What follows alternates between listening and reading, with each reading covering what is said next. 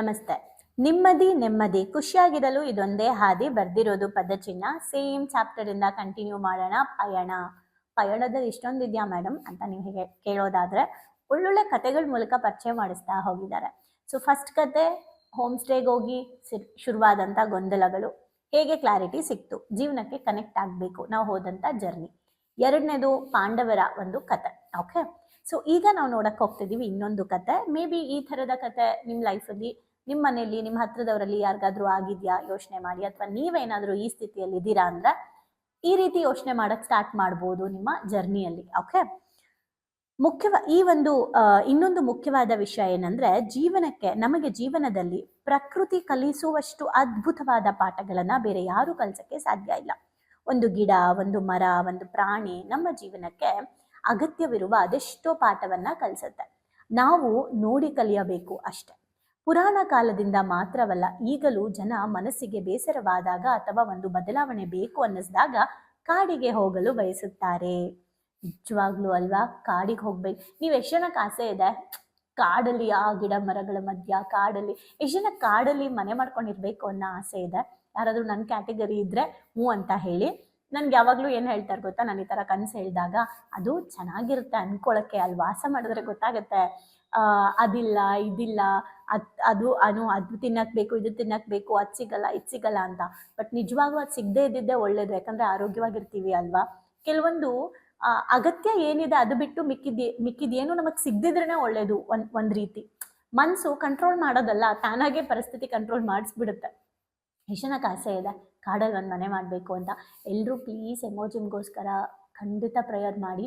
ಭಾವನೆಗಳಿಗೊಂದು ಶಾಲೆನ ಒಂದು ಒಳ್ಳೆ ಕಾಡಲ್ಲಿ ನಾವು ಸ್ಥಾಪನೆ ಮಾಡಬೇಕು ಅಂತ ಆಸೆ ಇದೆ. ನೀವೆಲ್ಲ ಅಲ್ಲಿಗೆ ಬರ್ಬೋದು, ಉಳ್ಕೋಬೋದು, ಅನುಭವಗಳನ್ನು, ಎಕ್ಸ್ಪೀರಿಯನ್ಸ್ನ ಮಾಡ್ಬೋದು. ತುಂಬ ಒಳ್ಳೆ ಪ್ರಾಜೆಕ್ಟ್ ಪ್ಲ್ಯಾನ್ ಇದೆ ನಮಗೆ.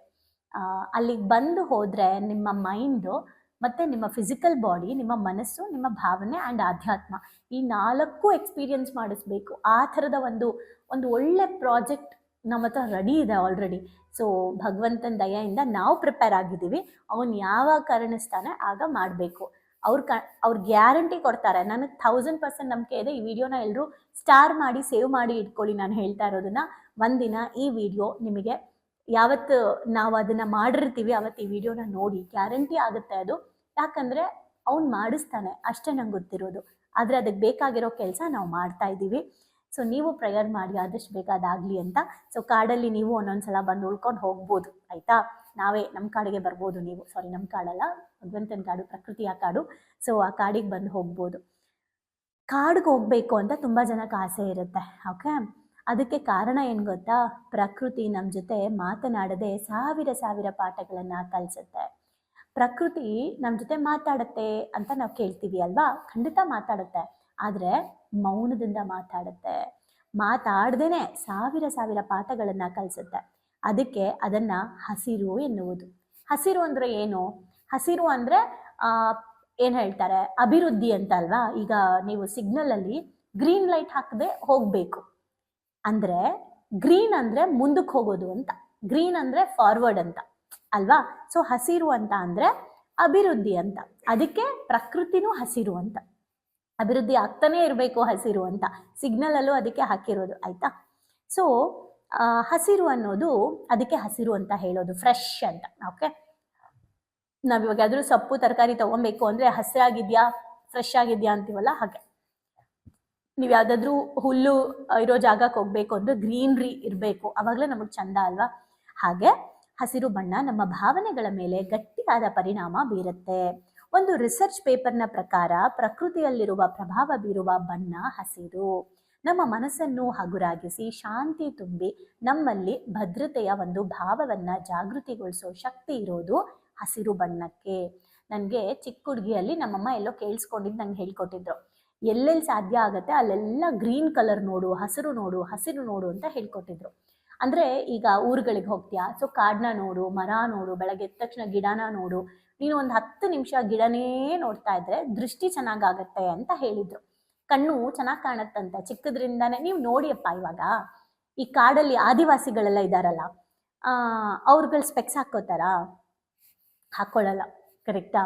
ಈ ಕಾಡಲ್ಲಿ ವಾಸ ಮಾಡ್ತಿರೋರು ಎಷ್ಟೋ ಜನ ಸ್ಪೆಕ್ಸು ಹಾಕ್ಕೊಳ್ಳಲ್ಲ, ಹಾಸ್ಪಿಟಲ್ಸ್ಗೂ ಹೋಗಲ್ಲ. ಮತ್ತು ಹಾಗಿದ್ರೆ ಅವ್ರು ಹೆಂಗೆ ಹೆಲ್ದಿ ಆಗಿದ್ದಾರೆ? ಬಿಕಾಸ್ ಪ್ರಕೃತಿನೇ ಬಿಗ್ಗೆಸ್ಟ್ ಹಾಸ್ಪಿಟಲ್, ಪ್ರಕೃತಿನೇ ದೊಡ್ಡ ಔಷಧಿ. ಸೊ ಆ ಪ್ರಕೃತಿನ ನಾವು ಕರೆಕ್ಟಾಗಿ ಅರ್ಥ ಮಾಡ್ಕೊಂಡ್ಬಿಟ್ರೆ ನಾವು ಹಾಸ್ಪಿಟಲ್ಗೆ ಹೋಗೋ ಅಗತ್ಯನೂ ಇರೋದಿಲ್ಲ. ಸೊ ಹಸಿರನ್ನ ಹೆಚ್ಚು ನೋಡ್ತಾ ಇದ್ದರೆ, ಹಸಿರು ಬಣ್ಣ ಅಂದರೆ ಹಸಿರು ಗಿಡಗಳು, ಹಸಿರು ಮರಗಳು, ಬೆಟ್ಟಗಳು, ಈ ಥರ ಹಸಿರಾಗಿರೋ ಜಾಗನ ನಾವು ಎಷ್ಟು ದೃಷ್ಟಿ ಇಟ್ಟು ನೋಡ್ತಾ ಇರ್ತೀವಿ, ಎಷ್ಟೊತ್ತು ನೋಡ್ತಾ ಇರ್ತೀವಿ, ಅಷ್ಟೊತ್ತು ನಮ್ಮ ಕಣ್ಣಿನ ದೃಷ್ಟಿ ಇನ್ಕ್ರೀಸ್ ಆಗುತ್ತೆ. ನಾವು ಬೆಳಗ್ಗೆ ಎದ್ದ ತಕ್ಷಣ mobile light, LED light, TV light, laptop light, ಎಲ್ಲ ಲೈಟೇ ನೋಡ್ತಾ ಇರೋದು, ಬರೀ ಬೆಳಕೆ ನೋಡ್ತಾ ಇದ್ದೀವಿ, ಕಣ್ಣಿಗೆ ಡಿಸ್ಟರ್ಬ್ ಆಗುತ್ತಲ್ವ. ಅಟ್ಲೀಸ್ಟ್ ತಿಂಗಳಲ್ಲಿ ಒಂದಿನ ಆದ್ರೂ ಕಾಡಿಗೆ ಹೋಗಿ ಬರಬೇಕು. ಅದೂ ಆಗಲ್ಲ ಅಂದರೆ ನಿಮ್ಮ ಮನೇಲಿ ಯಾವ್ದಾದ್ರು ಗಿಡ ಇದ್ದರೆ, ಪಾಟ್ ಇದ್ದರೆ, ಗಿಡ ಇದ್ದರೆ ಆ ಗಿಡನೇ ಒಂದು 10 ನಿಮಿಷ ಹಿಂಗೆ ನೋಡಿ ಹಸಿರನ್ನ, ನಿಜವಾಗ್ಲೂ ದೃಷ್ಟಿ ಇನ್ಕ್ರೀಸ್ ಆಗುತ್ತೆ. ಈಗಲೇ ಚಿಕ್ಕ ಮಕ್ಳು ಯಾರು ಸ್ಪೆಕ್ಸ್ ಹಾಕಿದರೆ ಈಗಲಿಂದನೇ ಅದನ್ನು ಅಭ್ಯಾಸ ಮಾಡಿಸಿ ಖಂಡಿತ ಅವ್ರು ದೊಡ್ಡವ್ರು ಹಾಕ್ತಾ ಸ್ಪೆಕ್ಸ್ ತೆಗಿಬೋದು, ಅವ್ರ ಸೈಟ್ ಇಂಪ್ರೂವ್ ಆಗೋ ಚಾನ್ಸಸ್ ಇರುತ್ತೆ. ಸೊ ಅಷ್ಟು ಇಂಪಾರ್ಟೆಂಟ್. ಅದೇ ಕಾರಣಕ್ಕೇ ಹಸಿರು ಬಣ್ಣ ಅಂದರೆ, ಉದಾಹರಣೆಗೆ ಕ್ಯಾಮ್ರಾ ಮುಂದೆ ಕಾಣಿಸಿಕೊಳ್ಳುವ ಮುನ್ನ ಅಥವಾ ಯಾವುದೇ ವೇದಿಕೆಯ ಮೇಲೆ ನೀವು ನೋಡಿ, ಗ್ರೀನ್ ರೂಮ್ನಲ್ಲಿ ವಿಶ್ರಾಂತಿ ಪಡೆಯಲು ಹೇಳ್ತಾರೆ. ಅಂದರೆ ನಟರು ಆ್ಯಕ್ಟ್ ಮಾಡ್ತಾರಲ್ಲ, ಗ್ರೀನ್ ರೂಮ್ಗೆ ಹೋಗಿ ಅಂತಾರೆ, ಗ್ರೀನ್ ರೂಮ್ಗೆ ಹೋಗಿ ಫ್ರೆಶ್ ಅಪ್ ಆಗಿ ಅಂತ ಹೇಳ್ತಾರೆ. ಗ್ರೀನ್ ರೂಮ್ ಇದೆಯಾ ಅಂತ ಕೇಳ್ತಾರೆ. ಸೊ ಗ್ರೀನ್ ರೂಮ್ ನಿಜವಾಗ್ಲೂ ಗ್ರೀನ್ ಇತ್ತು ಮುಂಚೆ, ಇವಾಗೆಲ್ಲ ಅದು ಮಾಡರ್ನ್ ಆಗಿಬಿಟ್ಟಿದೆ. ಮೊದಲೆಲ್ಲ ಬಹಳಷ್ಟು ವೈದ್ಯರು ಕೂಡ ತಮ್ಮ ಕಚೇರಿಗಳಲ್ಲಿ ಹಸಿರು ಬಣ್ಣನ ಹೆಚ್ಚು ಬಳಸ್ತಾ ಇದ್ರು, ಗ್ರೀನ್ ಮ್ಯಾಟ್ ಹಾಕೋದು ಅವೆಲ್ಲ. ಇನ್ನು ಈ ಬಣ್ಣದ ಜೊತೆಗೆ ಪ್ರಕೃತಿಯ ಶಕ್ತಿಯು ಸೇರಿದರೆ ಏನೆಲ್ಲ ಅದ್ಭುತ ಆಗ್ಬೋದು. ಬರೀ ಬಣ್ಣದಲ್ಲೇ ಎಷ್ಟು ಶಕ್ತಿ ಇದೆ ಅಂದರೆ, ಇನ್ನು ಪ್ರಕೃತಿಯಲ್ಲಿ ಹಸಿರು ಬಣ್ಣ ನೋಡಿದ್ರೆ ಇನ್ನೆಷ್ಟು ಸ್ಟ್ರಾಂಗ್ ಆಗ್ಬೋದು. ಅದಕ್ಕೆ ನಾನು ಯಾವುದಾದ್ರೂ ಅಫರ್ಮೇಷನ್ಸ್ ಮಾಡಿಸ್ಬೇಕಾದ್ರೆ, ಅಥವಾ ನಾನಂತಲ್ಲ ಎಲ್ಲರೂ ಅದನ್ನು ಹೇಳ್ತಾರೆ, ನೀವು ಅಫರ್ಮೇಷನ್ ಮಾಡಬೇಕು ಅಂದರೆ, ಕನಸುಗಳನ್ನು ಬರಿಬೇಕು ಅಂದರೆ, ಅಭಿವೃದ್ಧಿ ರಿಲೇಟೆಡ್ ಏನಾದರೂ ಬರಿಬೇಕು ಅಂತ ಅಂದರೆ ಗ್ರೀನ್ ಪೆನ್ ಬಳಸಿ. Because green pen is growth ಅಂತ ಹೇಳ್ತಾರೆ. ಓಕೆ, ಸೊ ಬಣ್ಣ ನೀವು ಏನು ಕಲರ್ ಥೆರಪಿ ಪ್ರಕಾರ, ಆದರೆ ಅದ್ರ ಜೊತೆ ಪ್ರಕೃತಿ ಸೇರಿದ್ರೆ ಇನ್ನೂ ಎಷ್ಟು ಅದ್ಭುತ ಆಗುತ್ತೆ. ಈಗ ಯಾಕೆ ಇದನ್ನು ಹೇಳ್ತಿದ್ದಾರೆ ಅಂದರೆ, ಒಂದೂರಲ್ಲಿ ಒಂದು ಹುಡುಗಿ ಇದ್ಲಂತೆ. ಆಕೆ ತನ್ನ ಕೆಲಸವನ್ನು ಕಳ್ಕೊಂಡ್ಬಿಟ್ಟಿದ್ಲು. ಎಷ್ಟೇ ಹುಡುಕಿದ್ರೂ ಕೂಡ ಕೆಲಸ ಸಿಗ್ತಾ ಇಲ್ಲ, ಸೂಕ್ತವಾದ ಉದ್ಯೋಗ ಅವಳಿಗೆ ಸಿಗ್ತಾ ಇಲ್ಲ. ಈ ರೀತಿ ಸಂದರ್ಭ ಎದುರಾದಾಗ ಸಹಜವಾಗಿ ವ್ಯಕ್ತಿ ಕುಗ್ತಾನೆ. ಮನೆಯವರ ಪ್ರೆಷರ್ಗೆ, ಒತ್ತಾಯಕ್ಕೆ, ಸ್ನೇಹಿತರೆಲ್ಲರೂ ಬ್ಯುಸಿಯಾಗಿರೋದನ್ನ ಕಂಡು ತನ್ನ ಆತ್ಮವಿಶ್ವಾಸ ಕಳ್ಕೊಳ್ತಾನೆ. ಎಲ್ಲವೂ ಸಣ್ಣ ಸಣ್ಣದಾಗೆ ಚುಚ್ಚುತ್ತದೆ. ಯಾವ ಕೆಲಸವನ್ನು ನಾವು ಮಾಡಬಲ್ಲೆ ಎಂಬ ನಂಬಿಕೆ ಹಂತ ಹಂತವಾಗಿ ಸಾಯುತ್ತೆ. ಆಗ ಆ ಮನಸ್ಸಿಗೆ ಬೇಕಾಗುವುದು ಸ್ಫೂರ್ತಿ ತುಂಬುವಂತಹ ಪ್ರೋತ್ಸಾಹ, ಅಥವಾ ತನ್ನ ಮನಸ್ಸನ್ನು ಗೊಳಿಸೋದು ಯಾವುದಾದ್ರೂ ಒಂದು ಉದ್ಯೋಗ. ಅದೇ ಹುಡುಕಾಟದಲ್ಲಿದ್ದ ಆಕೆ ಡಿಪ್ರೆಷನ್ಗೆ ಹೋಗಿದ್ಲು. ಈ ಡಿಪ್ರೆಷನ್ ಕೂಡ ವಿಚಿತ್ರವಾಗಿತ್ತು. ಮನಃಶಾಸ್ತ್ರದ ಪ್ರಕಾರ ಕೆಲವರು ಡಿಪ್ರೆಷನ್ನಲ್ಲಿ ಇದ್ದಾರೆ ಅಂತ ಮೇಲ್ನೋಟಕ್ಕೆ ಗೊತ್ತೇ ಆಗಲ್ಲ, ಗೊತ್ತಾ. ಈಗ ಎಷ್ಟೊಂದು ಜನ ದೊಡ್ಡ ದೊಡ್ಡ ಬಿಸ್ನೆಸ್ ಮ್ಯಾನ್ಗಳು ಸೂಸೈಡ್ ಆಗಿರೋದು ನೀವು ನೋಡಿದ್ದೀರಾ ಅಲ್ವಾ. ಈಗ ದೊಡ್ಡ ದೊಡ್ಡ ಸಂಸ್ಥೆಗಳಲ್ಲಿ ಓದಿರುವಂಥ ಸ್ಟೂಡೆಂಟ್ಸ್ಗಳು ಸೂಸೈಡ್ ಆಗಿರ್ತಾರೆ. ನೋಡೋಕ್ಕೆ ಅನ್ಸೋದೇ ಇಲ್ಲ ಇವ್ರಿಗೇನೋ ಪ್ರಾಬ್ಲಮ್ ಇದೆ ಅಂತ, ನೋಡೋಕೆ ಅನ್ಸೋದೇ ಇಲ್ಲ ಇವರೇನೋ ತೊಂದರೆಯಲ್ಲಿದ್ದಾರೆ ಅಂತ, ಅಷ್ಟು ಆರಾಮಾಗಿರ್ತಾರೆ. ಆದರೆ ಅವರು ಡಿಪ್ರೆಷನ್ನಲ್ಲಿರ್ತಾರೆ. ಮನಃಶಾಸ್ತ್ರದ ಪ್ರಕಾರ ಎಷ್ಟು ಅಂದರೆ ಕೆಲವ್ರು ಮಾತ್ರ ಡಿಪ್ರೆಷನ್ನಲ್ಲಿದ್ದಾರೆ ಅಂತ ಗೊತ್ತಾಗುತ್ತೆ, ಬಟ್ ತುಂಬ ಜನ ಡಿಪ್ರೆಷನ್ನಲ್ಲಿರೋದು ಗೊತ್ತೇ ಆಗಲ್ವಂತೆ. ಸೈಕಾಲಜಿ ಹೇಳ್ತಾ ಇರೋದು. ಓಕೆ, ಸೊ ಮೇಲ್ನೋಟಕ್ಕೆ ಗೊತ್ತೇ ಆಗಲ್ಲ. ಅದೇ ಥರಾನೇ ಅಂದರೆ ಎಲ್ಲರಂತೆ ಇದ್ರೂ ಮನಸ್ಸಲ್ಲಿ ಆಳವಾಗಿ ಯಾವುದೋ ಒಂದು ವಿಚಾರದಲ್ಲಿ ಒದ್ದಾಡ್ತಾ ಇರ್ತಾರೆ, ಸಂಕಟ ಪಡ್ತಾ ಇರ್ತಾರೆ, ಯಾರದ್ದೋ ಸಹಾಯ ಬೇಕು ಅಂತ ಅನ್ಕೊಳ್ತಾ ಇರ್ತಾರೆ. ಬಟ್ ಪ್ರಾಬ್ಲಮ್ ಏನು ಗೊತ್ತಾ, ಇಂಥವ್ರು ಬಾಯಿ ಬಿಟ್ಟು ಕೇಳಲ್ಲ ಪ್ರಾಬ್ಲಮ್ ಇದೆ ನನಗೆ ಅಂತ, ಯಾಕಂದರೆ ಅವ್ರಿಗೆ ಆ ಧೈರ್ಯನೂ ಇರೋದಿಲ್ಲ. ಆಕೆಯು ಅದೇ ಹಂತದಲ್ಲಿ ಇದ್ಲು. ಒಂದು ದಿನ ಅವಳ ಮನೆಯವರು ಆಕೆಯನ್ನು ವೈದ್ಯರ ಹತ್ರ ಕರ್ಕೊಂಡೋದ್ರು. ಯಾಕೋ ಒಂಚೂರು ಕರ್ಕೊಂಡು ಹೋಗೋಣ, ಕೆಲಸ ಇಲ್ಲ ಅಂತೇನೋ ಬೇಜಾರಾಗಿದ್ದಾಳೆ ಅಂತ. ಈ ನಾಲೆಜ್ ಇರಬೇಕು ಆ್ಯಕ್ಚುಲಿ. ಎಷ್ಟೋ ಜನಕ್ಕೆ ಏನಾಗುತ್ತೆ, ನಮಗೆ ಗೊತ್ತಾಗಲ್ಲ, ಏನೋ ಬೇಜಾರಲ್ಲಿದ್ದಾಳೆ ಬಿಡು ಸರಿ ಹೋಗ್ತಾಳೆ, ಏನೋ ಆಗುತ್ತೆ ಬಿಡು ಸರಿ ಹೋಗುತ್ತೆ, ಏನೋ ನಡೆಯುತ್ತೆ ಬಿಡು ಅಂತ ಅಲ್ಲ. ಅದು ಏನಕ್ಕೆ, ಏನು ಬೇಜಾರಲ್ಲಿದೆಯಾ, ಏನಾದರೂ ಪ್ರಾಬ್ಲಮ್ಮಾ, ಹೆಲ್ದಿ ಆಗಿದೆಯಾ, ಏನಾದರೂ ಹೇಳ್ಕೊಬೇಕಾ, ಏನಾದರೂ ತೊಂದರೆ ಇದೆಯಾ, ಏನಾದರೂ ಹೇಳ್ಕೊಂಬಿಡು ಅಂತ ನಾವು ಕೊಡಬೇಕು, ಅಂದರೆ ಅವಕಾಶ ಕೊಡಬೇಕು. ಇಲ್ಲಾಂದರೆ ಅದು ಮನಸ್ಸಲ್ಲಿ ಹಾಗೆ ಉಳ್ಕೊಂಬಿಡುತ್ತೆ. ನನಗೆ ಗೊತ್ತಿರೋ ಹಾಗೆ ನಾನು ಹೇಳ್ಕೊಂಬಿಡ್ತೀನಿ. ಓಕೆ, ನನಗೆ ಮೇ ಬಿ ನಂಗೆ ಅನಿಸುತ್ತೆ ಡಿಪ್ರೆಷನಿಗೆ ನಾನು ಹೋದಾಗ್ಲೂ ನಾನು ಹೇಳ್ಕೊಂಡಿದ್ದೆ ಡಿಪ್ರೆಷನಿಂದ ಹೊರಗೆ ಬರೋಕ್ಕೆ ಕಾರಣ ಆಗಿದ್ದು. ಅಂದರೆ ರೈಟ್ ವ್ಯಕ್ತಿ ನನಗೆ ಸಿಕ್ಕಿದ್ರು ಆ ಟೈಮಲ್ಲಿ. ಸೊ ಅದೇ ಥರ ಅಂದರೆ ಸಿಕ್ಕಿದ್ರು ಇನ್ ದ ಸೆನ್ಸ್, ಯಾರಿಗೋ ಹೇಳಿದೆ, ಅವರು ಇವ್ರನ್ನ ಕಾಂಟ್ಯಾಕ್ಟ್ ಮಾಡು ಅಂದರು, ಅವ್ರು ಇನ್ನೊಬ್ಬರನ್ನ ಕಾಂಟ್ಯಾಕ್ಟ್ ಮಾಡು ಅಂದರು. ಹಂಗೆ ನನಗೆ ಕಾಂಟ್ಯಾಕ್ಟ್ಸ್ ಬೆಳೀತಾ ಹೋಯ್ತು. ಹಾಗೇನೆ ನನಗೆ ಅದು ಆದಾಗಿಂದ ಈಗ ಯಾರಾದರೂ ಒಂದು ಸ್ವಲ್ಪ ಡಲ್ಲಾಗಿ ಕೂತಿದ್ರೆ ಒಂದ್ಸಲ ಅಬ್ಸರ್ವ್ ಮಾಡ್ತೀನಿ, 2ನೇ ಸಲ ಅಬ್ಸರ್ವ್ ಮಾಡ್ತೀನಿ, ಯಾಕೆ ಏನೋ ಡಲ್ಲಾಗಿದ್ದೀರಾ, ಏನೋ ಬೇಜಾರಲ್ಲಿದ್ದೀರಾ, ಏನು ಯೋಚನೆ ಮಾಡ್ತಾ ಇದ್ದೀರಾ, ಏನಿಲ್ಲ, ಇಲ್ಲ ಏನೂ ಯೋಚನೆ ಮಾಡ್ತಾ ಇದ್ದೀರಾ, ಏನಿಲ್ಲ ಅಂದರೆ ಓಕೆ, ಬಟ್ ಏನೂ ಯೋಚನೆ ಮಾಡ್ತಿದ್ದೀರಾ ಹೇಳ್ಬೋದಾ? ಬಿಚ್ಚಿ ಬಿಚ್ಚಿ ಬಿಚ್ಚಿ ಕೇಳ್ತೀನಿ. ಅವ್ರಿಗೆ ಇರಿಟೇಟ್ ಆಗ್ಬೋದು, ನಮ್ಮ ಫ್ಯಾಮಿಲಿ ನನ್ನ ಜೊತೆಲಿರೋರು. ಯಾಕೆ ಅಂತಂದರೆ ಏನಾದರೂ ಇದ್ದರೆ ಹೇಳ್ಕೊಳ್ಳಿ, ಆ ಪ್ರಾಬ್ಲಮ್ ನನಗೆ ಸಾಲ್ವ್ ಮಾಡೋಕ್ಕಾಗುತ್ತೋ ಇಲ್ವೋ ಗೊತ್ತಿಲ್ಲ, ಬಟ್ ನೀವು ಹೇಳ್ಕೊಳ್ಳಿ, ಏನು ಮಾಡ್ಬೇಕು ಅದನ್ನು ನೋಡೋಣ ಅಂತ ಹೇಳಿ ಹೇಳ್ತೀನಿ. ಹಂಗೂ ಅವ್ರು ಹೇಳಲಿಲ್ಲ ಅಂದರೆ ಹೆದರಬೇಡಿ, ಏನಾಗಬೇಕು ಅದಾಗುತ್ತೆ, ಧೈರ್ಯವಾಗಿರಿ, ಎದುರಿಸ್ಬಿಡೋಣ, ಎಲ್ಲರೂ ಇದ್ದೀವಿ ಜೊತೆಯಲ್ಲಿ ಅನ್ನೋ ಧೈರ್ಯ ಕೊಡ್ತೀನಿ. ಹೇಳಲಿಲ್ಲ ಅಂದಾಗ ಅಟ್ಲೀಸ್ಟ್ ಓಕೆ, ಇದು ತುಂಬ ಇಂಪಾರ್ಟೆಂಟ್ ಆಗುತ್ತೆ. ದಯವಿಟ್ಟು ನೀವೇನೋ ಡಿಪ್ರೆಷನಲ್ಲಿದ್ದರೆ ಅದನ್ನು ಹೇಳ್ಕೊಳ್ಳಿ ಅಂದ ತಕ್ಷಣ ಎಲ್ಲರಿಗೂ ಹೇಳ್ಕೊಳ್ಳೋದಲ್ಲ, ಬಾಯಿ ಬಿಟ್ಟು ಅದನ್ನು ಹಂಚ್ಕೊಳ್ಳಿ. ನಿಮ್ಮ ಮನೆಯವ್ರ ಹತ್ರನೋ ಈ ಥರ ನಾನು ಸ್ಟಕ್ ಆಗಿದ್ದೀನಿ ಏನಾದರೂ ಹೇಳಿ, ಅವ್ರು ಬೈತಾರ, ಹೊಡಿತಾರ, ಆಡ್ಕೊತಾರ, ಆಡ್ಕೊಳ್ಳಿ, ನನ್ನ ವಿಷಯ ಏನು ಅಂತನಾದರೂ ಹೇಳಿ. ಯಾರೋ ಒಬ್ಬರು ಅದಕ್ಕೆ ಸ್ಪಂದಿಸ್ಬೋದು. ಏನು ನನಗೂ ನಾನು ಹೇಳ್ಕೊಂಡಿದ್ದು ಯಾರೋ ರೈಟ್ ಪರ್ಸನ್ ಹತ್ರ ಅಲ್ಲ, ಯಾರ ಹತ್ರನೋ ಹೇಳ್ಕೊಂಡೆ, ಅವ್ರು ರೈಟ್ ಪರ್ಸನ್ನ ಪರಿಚಯ ಮಾಡಿಸಿದ್ರು, ಆ ಥರ ಆಗೋ ಚಾನ್ಸಸ್ ಇರುತ್ತೆ. ಸೊ ಹಾಗಾಗಿ ಅದನ್ನು ದಯವಿಟ್ಟು ಹೇಳ್ಕೊಳ್ಳಿ, ಮನಸ್ಸಲ್ಲಿ ಏನೂ ಇಟ್ಕೊಬೇಡಿ, ಹೇಳ್ಕೊಳ್ಳಿ ಹೇಳ್ಕೊಳ್ಳಿ ಹೇಳ್ಕೊಳ್ಳಿ, ಆಯಿತಾ? ಡಿಪ್ರೆಷನಲ್ಲಿರಬೇಡಿ, ಅಥವಾ ನಾಲೆಜ್ ತಗೊಳ್ತಾ ಬನ್ನಿ, ತಾನಾಗೆ ಮನಸ್ಸು ತಿಳಿಯಾಗ್ತಾ ಹೋಗಿ ಸರಿ ಹೋಗ್ಬಿಡುತ್ತೆ. ಸೊ ನನ್ನ ಪ್ರಕಾರ ಜ್ಞಾನದಿಂದ ನಾವು ಡಿಪ್ರೆಷನಿಂದ ಹೊರಗೆ ಬರ್ತೀವಲ್ಲ, ಅದಂತೂ ಅಲ್ಟಿಮೇಟ್ ಪರ್ಮನೆಂಟ್. ಈಗ ಈ ಹುಡುಗಿಗೆ ಅದೇ ಪರ್ಮನೆಂಟ್ ಆಗಿರುವಂಥ ಒಂದು ಸೊಲ್ಯೂಷನ್ ಸಿಕ್ಕಿದೆ, ಅದಕ್ಕೆ ಆ ಕತೆ ನೋಡೋಣ. ಸೊ ಒಂದಿನ ಅವಳು ಮನೆಯವರು ವೈದ್ಯರ ಹತ್ರ ಕರ್ಕೊಂಡೋದ್ರು. ಆಕೆಗೆ ಆ ವೈದ್ಯರು ನಗರದಿಂದ ದೂರ ಎಲ್ಲಿ ಆದರೂ ಪ್ರಕೃತಿ ನಡುವೆ ಸ್ವಲ್ಪ ಸಮಯ ಕಳ್ಕೊಂಡ್ ಬನ್ನಿ ಅಂತ ಹೇಳಿದ್ರು. ಅದರಂತೆ ಆಕೆಯ ಪಾಲಕರು ಪರಿಚಯದ ಒಂದು ಜಾಗದಲ್ಲಿ ವ್ಯವಸ್ಥೆ ಮಾಡಿದ್ರು. ಅಲ್ಲಿನ ವಾತಾವರಣ ಆಕೆಯ ಮನಸ್ಸಿನ ಮೇಲೆ ಒಳ್ಳೆ ಪರಿಣಾಮ ಬೀರುತ್ತೆ ಅಂತ ಇವರು ಅನ್ಕೊಂಡಿದ್ರು. ಅದು ಚಳಿಗಾಲದಲ್ಲಿ ಕರ್ಕೊಂಡೋದ್ರು. ಆ ಸ್ಥಳಕ್ಕೆ ಹೋಗ್ತಿದ್ದಂತೆ ಅಲ್ಲಿನ ತಣ್ಣನೆ ಗಾಳಿ ಮೈ ಸೋಕುವಾಗ, ಹಿಮದಿಂದ ತುಂಬಿದ ನೆಲದಲ್ಲಿ ಕಾಲು ಇಟ್ಟಾಗ ವಿಭಿನ್ನವಾದ ಅನುಭವ ಆಕೆಗೆ ಆಯಿತು. ಏನೋ ಒಂದು ಚೇಂಜ್ ಆಯಿತು, ಎನರ್ಜಿ ಶಿಫ್ಟ್ ಆಯಿತು. ಓಕೆ, ಆಗ ಅಲ್ಲೇ ಪಕ್ಕದಲ್ಲಿ ಇದ್ದ ಕೊಳದ ಸಮೀಪ ಕುಳಿತು, ಅವಳು ಅಲ್ಲೇ ಒಂದು ಕೊಳ ಇತ್ತು, ಅಲ್ಲೋಗಿ ಕೂತ್ಕೊಂಡು ಸ್ವಲ್ಪ ಟೈಮ್ ಸ್ಪೆಂಡ್ ಮಾಡ್ತೀನಿ ಅಂತ ಹೋಗಿ ಕೂತ್ಕೊಂಡ್ಲು. ಪ್ರಕೃತಿಯ ನಡುವೆ ಕಳೆದು ಹೋದ್ಲು. ಆಕೆಗೆ ತಿಳಿಯದೆ ಮನಸ್ಸು ಹಿತವಾದ ಅನುಭವದಲ್ಲಿ ಮುಳುಗೋಯ್ತು. ಆ ಕೊಳ ಸಂಪೂರ್ಣ ಮಂಜುಗಡ್ಡೆಯಾಗಿತ್ತು. ಅಷ್ಟು ಚಳಿ ಇತ್ತು. ಸಾಮಾನ್ಯವಾಗಿ ಡಿಪ್ರೆಷನಲ್ಲಿದ್ದಾಗ ಬೇರೆ ಬೇರೆ ರೀತಿಯಲ್ಲಿ ಮನಸ್ಸು ಯೋಚನೆ ಮಾಡಲ್ಲ ಅಂತಾರೆ. ಅದೇ ಮನಸ್ಸು ತಿಳಿಯಾಗ್ತಾ ಹೋದಂಗೆ ಸ್ಪಷ್ಟವಾಗಿ ಯೋಚಿಸೋಕ್ಕೆ ಸ್ಟಾರ್ಟ್ ಮಾಡುತ್ತೆ.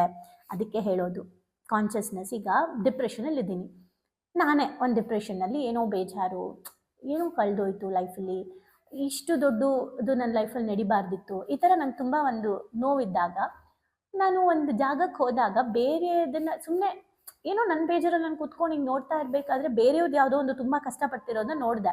ಅದು ನೋಡಿದಾಗ ನನಗೆ ಅನ್ನಿಸ್ತು, ಇವರು ಇಷ್ಟೊಂದು ಪ್ರಾಬ್ಲಮಲ್ಲಿದ್ದಾರೆ, ನಂದೇನು ಪ್ರಾಬ್ಲಮ್ ಅಲ್ವಲ್ಲ ಅಂತ. ಸೊ ಮನಸ್ಸು ಆಗ್ತಾ ಆಗ್ತಾ ಆಗ್ತಾ ಆ ವಿಚಾರಗಳನ್ನು ಗ್ರಹಿಸೋ ರೀತಿ ಬದಲಾಗ್ತಾ ಹೋಗುತ್ತೆ. ಸೊ ಹಾಗಾಗಿ ಮನಸ್ಸು ಯಾವಾಗಲೂ ತಿಳಿಯಾಗಿರಬೇಕು, ಆಗುವಂಥ ಕೆಲಸ ಮಾಡಬೇಕು. ಈ ಹುಡುಗಿ ಕೂಡ ಮಂಜು ಹೇಗೆ ಕರಗ್ತಾ ಹೋಗುತ್ತೆ ಅದೇ ಥರ ಇವಳ ಮನಸ್ಸಲ್ಲೂ ಕೂಡ ಆ ಮಂಜು ಕರಗಕ್ಕೆ ಸ್ಟಾರ್ಟ್ ಆಯಿತು. ಅಂದರೆ ಅವಳು ನೋಡೋಕ್ಕೆ ಶುರುವಾದಾಗ ಮಂಜು ನೀರಾಗ್ತಾ ಹೋಗೋದನ್ನ ನೋಡ್ತಾ ನೋಡ್ತಾ ನೋಡ್ತಾ ಇವಳ ಮನಸ್ಸಲ್ಲೂ ಕೂಡ ಏನೋ ಒಂದು ರೀತಿ, ಅಲ್ವಾ ನನಗೂ ಇದೇ ಥರ ಕಷ್ಟ ಇದೆ, ಇದು ಹಿಂಗೆ ಕರಗತ್ತೆ ಅಂತ ಅನ್ಸಕ್ಕೆ ಸ್ಟಾರ್ಟ್ ಆಯ್ತು ಅವಳಿಗೆ. ನೋಡಿ, ಸೆಲ್ಫ್ ರಿಯಲೈಸೇಷನ್, ಸೆಲ್ಫ್ ಲರ್ನಿಂಗು, ಆ ಪ್ರಕೃತಿ ಕಲಿಸ್ತಾ ಇರೋ ಪಾಠ ಅಥವಾ ಜ್ಞಾನದಿಂದ ಸಂಪಾದಿಸ್ತಾ ಇರುವಂತಹ ಕಲಿಕೆ. ಓಕೆ, ಕಲಿಯೋಕೆ ಸ್ಟಾರ್ಟ್ ಮಾಡಿದ್ಲು ಅವಳು ಕೂಡ. ನೋಡಿ, ಅವಳೆಲ್ಲೂ ಹೋಗಿ ಹೇಳಲಿಲ್ಲ. ಅವ್ರೇನಂದ್ರು, ಹೋಗಿ ಪ್ರಕೃತಿ ಹತ್ರ ಹೋಗಿ ಬನ್ನಿ ಅಂದರು.